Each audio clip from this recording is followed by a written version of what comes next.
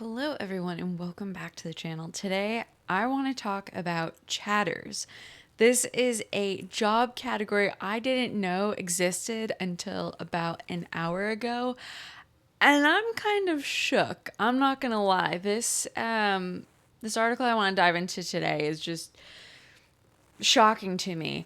I will say I have always been aware, not always, but like ever since I read The 4 Hour Workweek by Tim Ferriss, I've been aware of virtual assistants and the ability for entrepreneurs to outsource mundane clerical and administrative tasks to workers overseas. So typically in places like India and the Philippines, I've worked with virtual assistants, especially when it comes with technical things I don't understand, like setting up websites or, doing design work. There's platforms like Fiverr and Upwork that you can outsource stuff pretty affordably to folks overseas. I've typically been a proponent of this, but as I learn more about how American workers and work here in the United States is being offshored internationally, I'm starting to change my tune on this. On the one hand, I do see it as a beneficial way for, someone like me, for example, who doesn't have a lot of capital, doesn't have a lot of time to leverage the talent and expertise of someone else, and do it in a way that's economical. I can't afford to spend thousands of dollars with an agency, for example, a marketing agency located here in the US, but a virtual assistant is affordable. So I've used them, I've worked with them. I don't think they're inherently bad, but on the other hand, I'm starting to see how workers overseas and knowledge workers, low-level knowledge workers overseas are being exploited to increase profits here in the United States. I'm seeing how large companies like Microsoft are deliberately offshoring American jobs to workers in places like India. So I'm not gonna lie, I'm kind of ethically torn on this because I see the value of working with folks overseas, but I also see how stuff is being exploited. So I just wanted to caveat this with that, because I think it's important to be kind of candid and where my thoughts and background kind of lies. So the piece I want to dive into today is about chatters. It's in a publication called Rest of World, and that basically talks about tech and the economy and the implications of it everywhere else except for in the United States. So I think it gives a more global perspective of what's happening with automation and AI and the progression of technology. So this piece is about, it's called A Hidden Network Handles Chats for OnlyFans Stars. AI Could Soon Take Over. So it's about workers in the Philippines who act as chatters and who chat on behalf of OnlyFans models. Again, I had no idea this existed until I was reading this article. And like I said, I knew virtual assistants existed, but I didn't know the lengths to which those same types of workers were being used to impersonate human conversations. And I think what shocked me about this is how disingenuous the internet has become. Like, it's not even just that it's filled with bots anymore.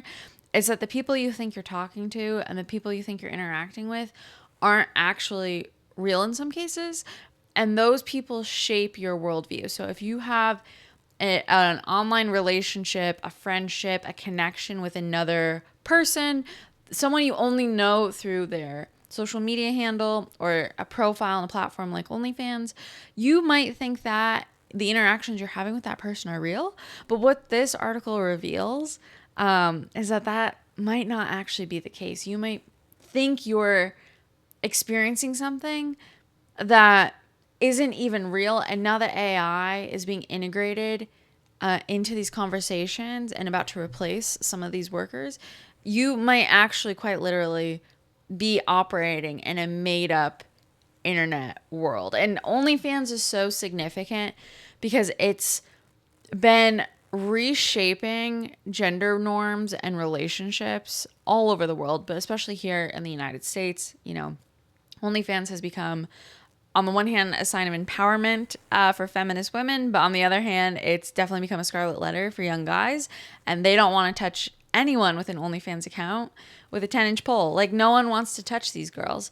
But you know, it's been seen as empowering, and then the other hand, you know, real relationships have been ruined with this, obviously, and I think how men in particular using the platform reveals some fundamental problems within our society. So let's dive in.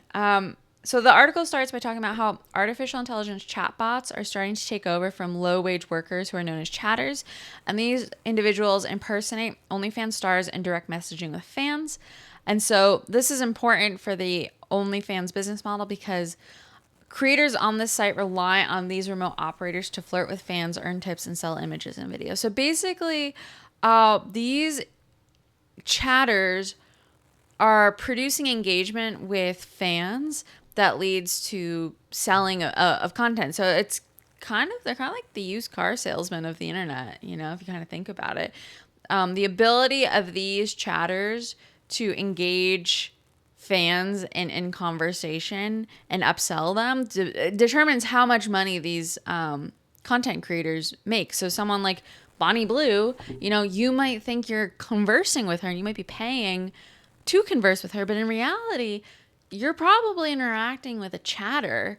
And she's, you know, reliant on the chatter to make the big bucks. And this is important because so many girls have been sold on the lie that if you just create an account and you just create content on the site, you're going to make millions of dollars. You have all these flashy news stories talking about OnlyFans models who pocket, you know, 6-figure incomes a month. They're making $1 million a year. It's only a fraction of creators, and it's probably the case that most of those creators are able to scale because they're using chatters like this. They're working with agencies and that kind of thing. You know, the average, you know, 18, 19-year-old girl in Ohio or Kentucky or rural Iowa, they have no shot at actually making it on a site like this because they don't have the knowledge that stuff like this exists. They don't know how to access it, and they don't have the capital to put up front to be able to build out workflows and systems that allows them to create at scale. And this is, again, I'm speaking from experience as someone who writes online and creates videos like this. Like, it is really difficult to do all this and manage your time, especially when you're starting out and you're not making anything. So I think this really highlights the fact that chatters exist, really highlights, you know, the disparity in expectations of how much people think they can earn on a site like OnlyFans and what they're actually able to make.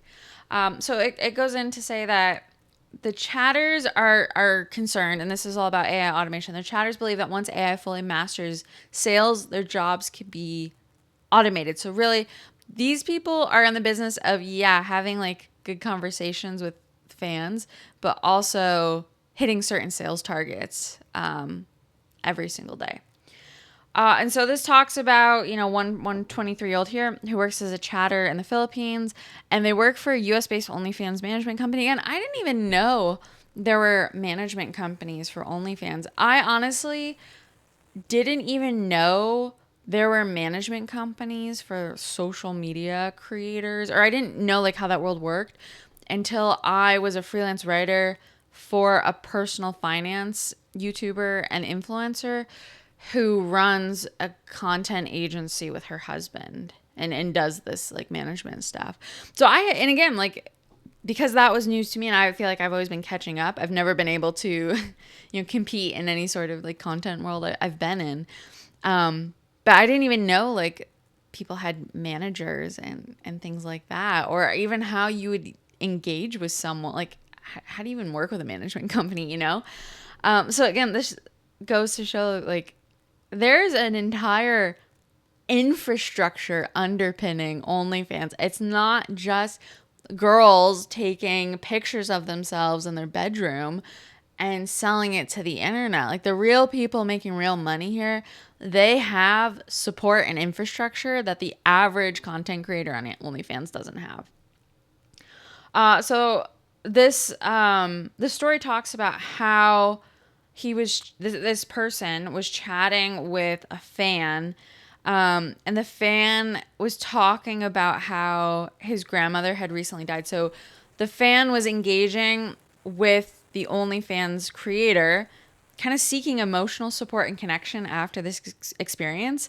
And it says here the loss still felt raw as he logged into work. Messages arrived quickly from paying fans or users who believe they were interacting with the creator. So this person is having to have like difficult conversations on the internet with paying customers of these OnlyFans creators, and everyone's getting duped, right? Like no one, you don't know who the person on the other end of that messaging chain is. And I think that's really disingenuous. I respond to everything I do. That's why I don't really respond a lot, especially to YouTube comments, because I'm just, pulled in so many different directions. It's really hard to. So I apologize if you're looking for responses from me. I try to do better on Substack. So if you want to chat with me on Substack, that's probably the best place where I'll engage in comments. But even then, like, it's just really hard to do. So he's been feeling, this chatter has been feeling exhausted from overwork and stress. So even if he sells content worth over $10,000 per month, exceeding his sales target of $8,000, as he has done several times a year, he cannot relax, he said. Hey guys, Editing Amanda here. I'm so sorry. I recorded this and apparently the camera froze right around this spot. So from here on out, you'll just have screen share and you'll have audio, but you won't have camera of my beautiful face. So I apologize again. I'm going to try to figure this out one way or another. But thanks for your patience and let's jump back in. That's a lot. Like, that is a lot. Okay, the average American household makes about $80,000 a year. And so after taxes, someone at a household, so husband and wife, at that income level, they're probably actually netting between $5,000 and $6,000. So this person is selling double that just in content. And because this person is based in the Philippines, they aren't paid American wages. So they're usually paid, a few dollars an hour. I think when Tim Ferriss put out the 4-hour work week, you could work with a VA in the Philippines for like $2 or $3 an hour. I think it's gone up since then. It's probably closer to like, on the low end, maybe like $5-6 an hour. And then obviously higher end, $10-20 dollars an hour, which is still, again, it's affordable if you're based, a solopreneur or mompreneur working for yourself. It's affordable for someone based here in the United States. But it's also being exploited by bigger companies like Microsoft, which are taking advantage of lower cost centers abroad. But that's selling $10,000 a month of OnlyFans content that's a lot. Okay, so he says the pressure ramped up in February after his company had a virtual meeting with the Filipino team. The American manager informed them their chats were being used to train AI, which would replace the worst performers on the team. So this is something that really isn't being talked about in the U.S. We're talking about how AI is going to replace workers, but we're not talking about how people are training their replacements, and it's subtle, right? I'm working on a book right now, and I was researching jobs for prompt engineers just to understand kind of what employers are looking for in the new AI economy and the skills they're looking for. And one of the key requirements of being a prompt engineer is obviously proper documentation. You have to keep track of all your prompts and organize them and all that kind of stuff. But what people don't realize is, well, documentation is important, and it's good for maintaining institutional knowledge of how to do a process or an operation or do a job within a company. That information is basically a training manual for your replacement. So as AI gets better and as it gets good enough, whatever documentation you have or you've created for your job, that AI is going to be trained on it. And if you don't hit the performance requirements, it's going to cut you. And so I think this is one of the ways that AI is going to start displacing workers. Everyone just blindly thinks, oh, AI is going to take this job or that job. But I don't think we really understand the operation of how it's going to play out. And I think how it's unfolding in the Philippines and places like this, where you have lower valued, more administrative tasks, how AI is being implemented to reduce costs even further in executing those tasks. I think this is ground zero for how AI could and will be implemented here in the US. So if they have to hit a certain target and they don't hit it, they're at risk of being replaced by AI. So I can see how that's incredibly stressful because, how do you compete? Or you have to, or even not even how do you compete? It's you have to do things and keep pushing the limits in order to stay ahead and stay on top. And I think that's going to be to the detriment of a lot of workers, because there are no guardrails in place for how to use this technology. It's being rolled out by a bunch of companies run by 20-somethings who are all in on, getting as much profit out of this as they can. And there's no recognition of what the consequences for this technology is going to be. And so I think we're going to replace workers and push people to their limits in ways we haven't seen before. So it goes on to talk about how a network of management agencies representing the creators have cropped up in the US and Europe. And this is much the same as, a decade ago, TikTok management agencies didn't exist. Sure, you might have had influencer agencies for multi-channel creators on, X. Well, then it was Twitter, but like Instagram, Facebook, Snapchat, that kind of stuff. But then obviously TikTok came online, and now you have entire agencies dedicated to that. And it looks like you have entire agencies and platforms and support tools allocated just for OnlyFans. And so these agencies are the ones that employ an army of contract and freelance chatters in the Philippines, Kenya, and other English-speaking countries to clear inboxes. So what you might not realize either is that, someone like Bonnie Blue, and I'm using her name just because she's, I think, one more well-known OnlyFans creator. Someone like Bonnie Blue might be approached by a content management agency, and they might sell her a service, and she might not be aware that they're actually subcontracting the management of her profile to low-wage workers in places like the Philippines. Like, I don't know how many OnlyFans creators are just going straight to the Philippines looking for chatters. I think the agencies are acting as intermediaries. So on the one hand, they're capitalizing on high revenue generating accounts, and on the other hand, they're profiting off lower cost centers in places like the Philippines. So it's pretty insidious, I think, because assuming the content creators don't really understand the workings of this, and obviously the fans don't understand, like, people are just getting duped left and right as these agencies rack in profits and without actually doing much work themselves.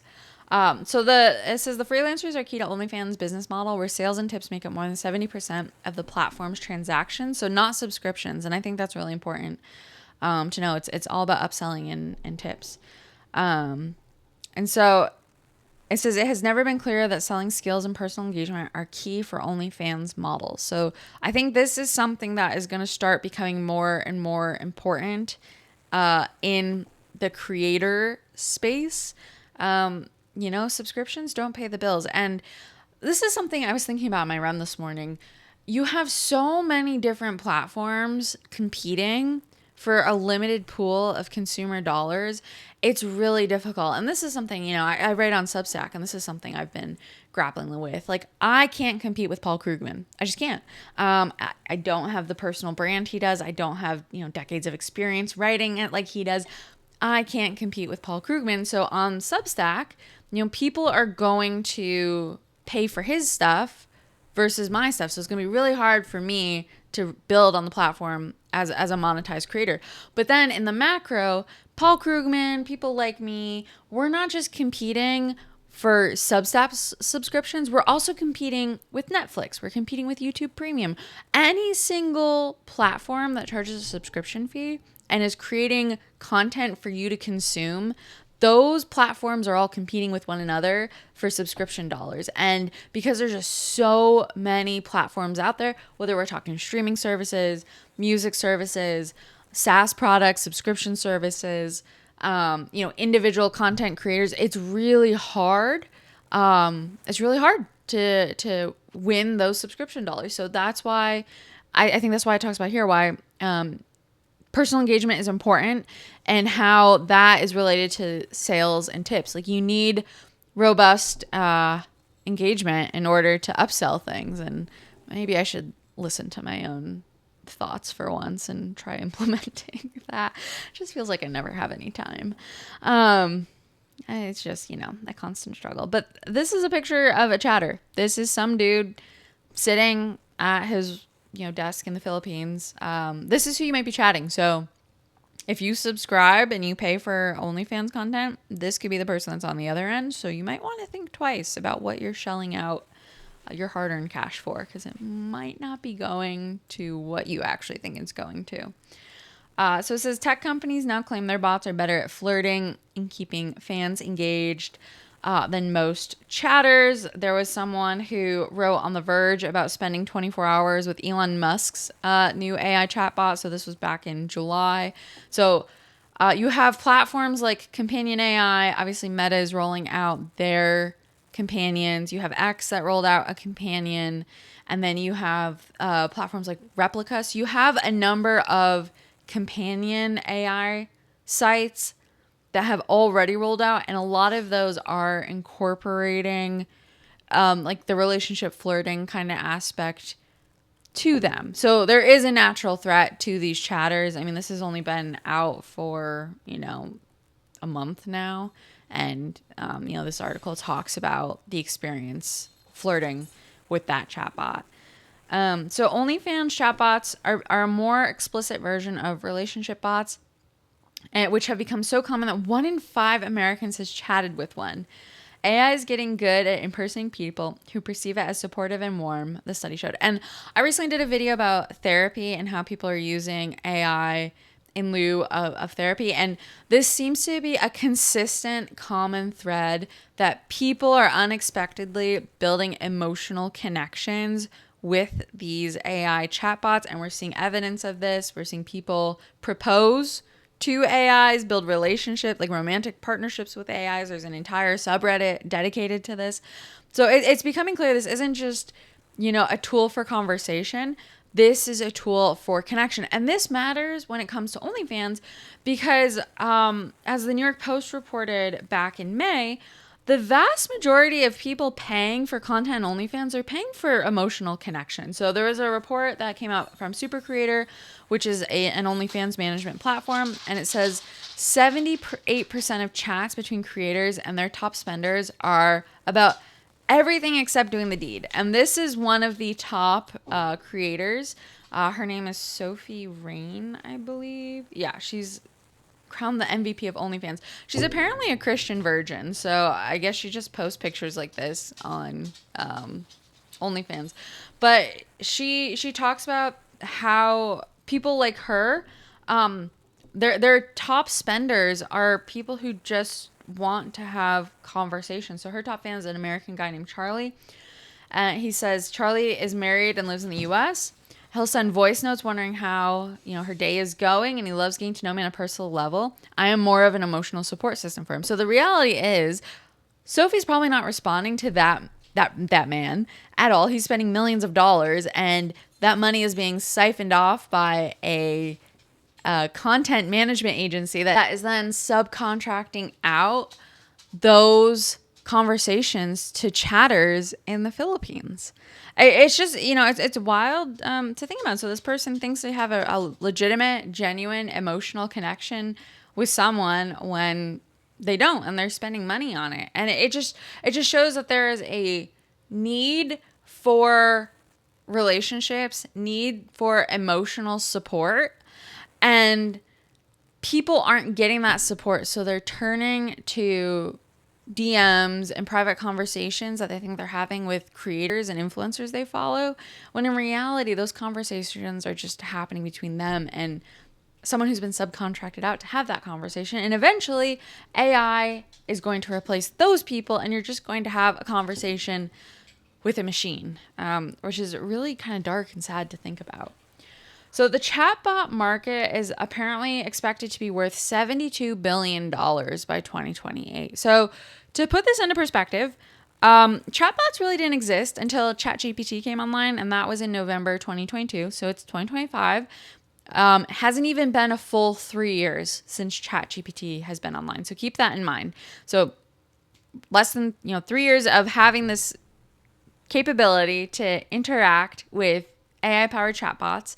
And so by 2028, so it's 6 years since ChatGPT came online, this market is expected to be worth $72 billion. Now, let's put this into perspective. This is an infographic I pulled off of TechCrunch, and this walks you through Facebook's valuation from 2004 to 2011. Okay. So Facebook started in 2004. It was in Mark Zuckerberg's dorm room in Harvard. And it was just like a site to match people. Like people could look at pictures of other people on campus and approve them or, disapprove them, thumbs up, thumbs down, that kind of thing. So in 2004, he got an initial investment from Peter Thiel, which was about $500,000 or $500 million, $500,000. No, $500,000. Yeah. Okay. So you got $500,000 and then, so that's what it was valued at, right? So by 2011, they raised $500 million from Goldman Sachs, and the company was valued at $50 billion. So in 7 years, Facebook went from nothing to $50 billion. And in less time, the chatbot market is going to be worth far more than that. So I think that's the thing that's important to keep in mind. This technology is exploding rapidly, and the time it takes to make the same returns that social media companies once made is far more compressed than in the past. So something that took, almost a decade for Facebook to accomplish when it was created is now taking, these AI companies just a handful of years. Apologies for the squeaky in the background. That is one of my pups playing with his toy. Okay. Automation in OnlyFans is now moving beyond chat. Using AI management companies that represent models can generate photos of them and poses requested by subscribers without any human involvement whatsoever. This is what a CEO of Venus Tech had to, apparently must be a creator of chatbot persona. Okay, this must be like some sort of chatbot company. AI images generated by Venus Tech using an open source stable diffusion model reviewed by Rest of the World were so realistic they cannot be distinguished from photographs. The images could have been watermarks to indicate the content is AI generated. So this is where we're moving into. So adult content, all content on social media, Instagram influencers, Snapchat models or Snapchat people, OnlyFans, all this adult content, all of this is about to become AI generated content. So it's not going to be real, right? And so not only are guys not actually interacting and having conversations with the creators they think they're having conversations with, we're on the precipice of them starting to get images from those creators that aren't even real in the first place. So we're about to live in a world where a dude like this could literally run his own OnlyFans account with a made-up persona and AI-generated content. And that is who you could be interacting with. And I think this is going to do a lot of harm to our mental health and our psyche. We're not wired for being duped like this. Like this is a massive scale illusion. And I don't think we're wired for this. I think this is going to do a lot of harm. We're wired for relationships and connection. And this is an exploitation and abuse of emotional connection at scale in order to profit like we've never seen before. And I don't think that's going to bode well. So this platform, this Rest of the World, they spoke to 11 chatters who handle the inboxes of middle and top ranking OnlyFans creators. They described a high-pressure world where up to 200 fans, who are mostly men, flood the inboxes of up to 50 creators. Each worker chats with half a dozen fans simultaneously, taking careful notes, and when their 12-hour shift ends, their colleagues keep the conversation going seamlessly. I just want to, talk about this, how these people have deep personal connections with these fans for 12 hours. Okay, I write on Substack and I create videos on YouTube, right? And if I'm lucky, I maybe clock in 5 to 6 hours worth of work a day. It's mentally draining. thinking and processing thoughts. It's mentally draining. And there's days where I've tried to film 3 videos in a day, and it's just, maybe I need to like practice more, but it's just really hard for me to do. So I can't imagine working a 12-hour shift trying to console a guy whose like grandma just died and posing as an OnlyFans creator and doing that for a few dollars. It's just for a few dollars an hour. That's just bananas to me. And the crazy part, so it goes on to say that chatters earn roughly double the wages of a call center agent. So these are more lucrative jobs. The role is more attractive than business process outsourcing jobs in the Philippines, which is the world's second largest outsourcing market. So virtual assistant kind of stuff. That's crazy. So these chatters make far more. And because of that, it's pushing workers to go into these roles. So this is, it talks about the earnings gap in the OnlyFans chatting economy. So this is what they make. So the top chatter will make about $870 a month. And the entry-level chatter will earn less than $250 an hour plus a commission. And so their shifts are up to 12 hours, and they handle 5 to 8 fans at a time. That's a lot. And, of course, they're trying to sell thousands of dollars worth of... They're trying to upsell thousands of dollars worth of content every single shift. And so this article concludes with saying that a 37-year-old single mom from Manila told Rest of World she often chats with men who treat her like a piece of meat. She now has difficulty forming romantic attachments in real life. So the conversations these people are having, we're literally exploiting Filipinos. The conversations they're having are like real conversations with real people, and they take a real emotional toll on you. They're not just made up. So yeah, adding AI to this, I think, is only going to muddy the waters and make it even more difficult to discern reality from fiction. And as loneliness continues to stay the way it is, or get worse, I think this is an environment that is ripe for exploitation of everyone. So if you are on platforms like this, get off. Like, what are you doing? Get off. Your money is not going to who you think it is. And again, I've said this before, and I will continue saying it. Folks need to get off social media. It's not good.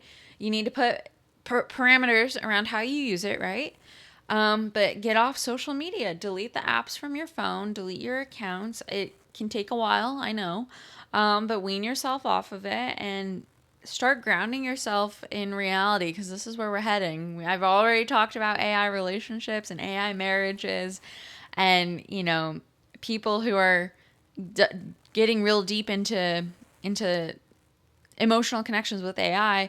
Talking about the cyber brothel in Berlin, and how AI is being included in adult spaces. This is obviously the next frontier for this is going to be fully AI automated adult content on the internet, and it's exploiting the emotional needs that men particularly have. It's exploiting the male loneliness epidemic. It's exploiting the void that exists now that men are kind of going their own way and avoiding relationships with women, and for good reason. I mean, I get it. But this is where we're heading to next, and I think this, like I said, is ripe for exploitation. So guard your mind. This is where we're heading, and I would love to know what you think about this. If you've used any of these sites, do you think the conversations you're having, or the DMs or private messages you're having with creators, do you think they're real? Or, can you tell if there's a chatter on the other end? And how do you feel about that? Like, if you were engaging with a conversation with an influencer or a content creator, especially someone you're paying to interact with, and you found out they were offloading their engagements with you to some low-paid worker in the Philippines, how would you feel about that? I would love to know your thoughts on this. Feel free to leave a comment below. And if you're not subscribed, please subscribe. And I'll see you in the next video. Thanks for watching.